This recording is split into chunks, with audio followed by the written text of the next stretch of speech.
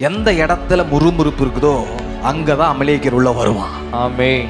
துதிக்கிற இடத்துக்கு வரல, பாட்டு பாடுற இடத்துக்கு இல்ல, ஆராதிக்கிற இடத்துக்கு, கீழ்ப்படிகிற இடத்துக்கு, முழங்கால் படியிடுற இடத்துக்கு, எந்த இடத்துல, எந்த வீட்டுக்குள்ள, எந்த வாயில முறுமுறுப்பு இருக்கிறதோ, இல்ல அப்படின்ன உடனே, தொல்லை அப்படின்ன உடனே, கஷ்டம் அப்படின்ன உடனே, வியாதி அப்படின்ன உடனே, குடும்பத்தில் போராட்டம் அப்படின்ன உடனே வாயிலிருந்து முறுமுறுப்புகள் வருகிறதோ அப்பொழுது அமலேக்கியர் இஸ்ரவேல் ஜனங்களுக்குள்ள வருகிறான்.